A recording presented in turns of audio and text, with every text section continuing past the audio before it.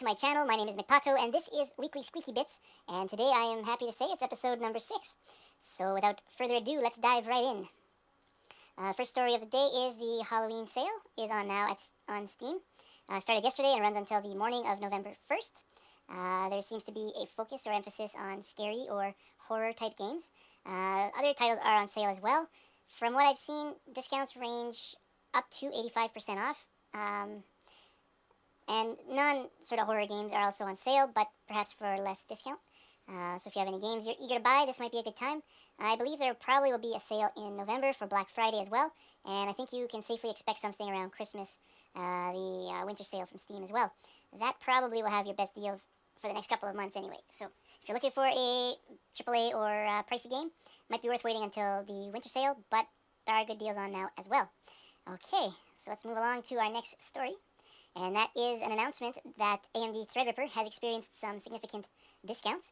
This particular article from Hot Hardware, which of course is linked in the description down below for this video. All the articles are linked there as well, so you don't have to go looking on Google or other places. They're conveniently located right below the video here. So this article from Hot Hardware indicates that Amazon has introduced some pretty significant price cuts. In the case of the article, the Threadripper 1950X has been discounted from $999 US down to $879 US, a savings of approximately $120.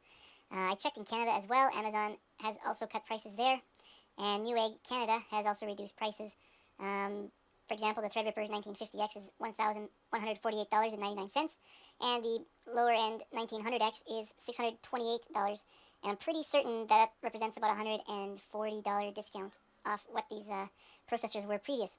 I noticed this discount first about 2 days ago. In the case of Newegg, they indicate there's a sale and it ends on Sunday, so you might want to grab the 1920X if that's what you're looking for. That's the only one that indicates the sale ends in 3 days, but all three Threadrippers have a lower price. Moving along, a couple of stories about Apple and iOS 11. The first story is about iOS 11, and specifically the calculator app has a known bug apparently. And what happens is if you type in the numbers too fast, it might add up your total incorrectly. They give the example of adding the digits 1 plus 2 plus 3 and then pressing equal. And if you do it quickly, you get a total of 24 versus doing it slowly, you'll get a correct number of 6. So apparently someone from Apple, company employee Chris Espinoza, has said in a tweet that they've had more than 70 complaints about this and that it's a known issue and Apple expects to fix the problem. They don't give a timeline, but probably sooner than later. So that's worth knowing if you are adding up anything important. Take your time with the Apple calculator. Also, another article on phonearena.com citing an article from Bloomberg. Apple is apparently reduced, or they have apparently reduced the accuracy of key Face ID on the upcoming iPhone X. According to the article, only about 20% of the devices were passing inspection and working as they should.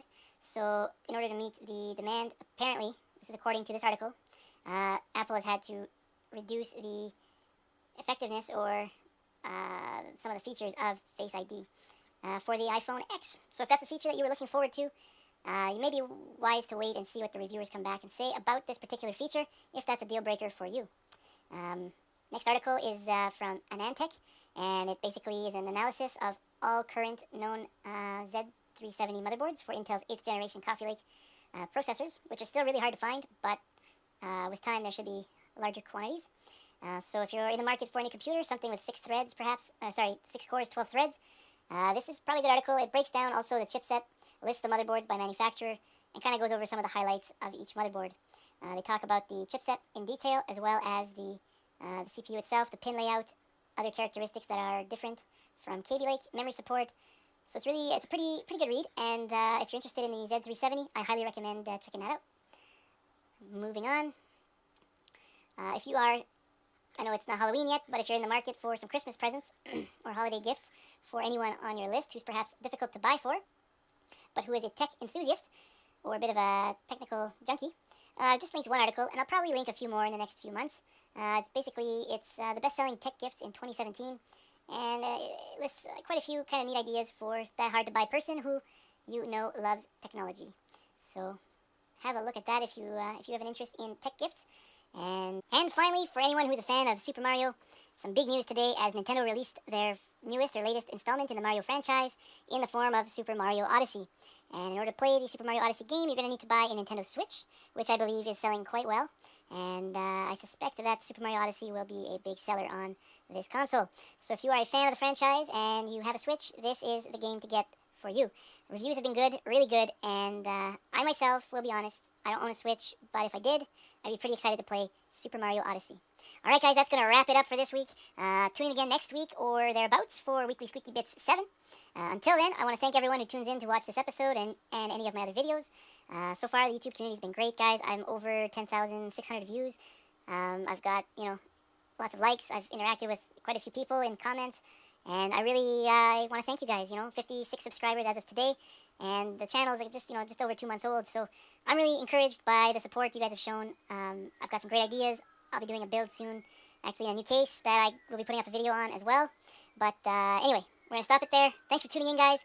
I'm excited to see what the future has for this channel. And for now, I'm going to say goodnight. We'll see you guys next week.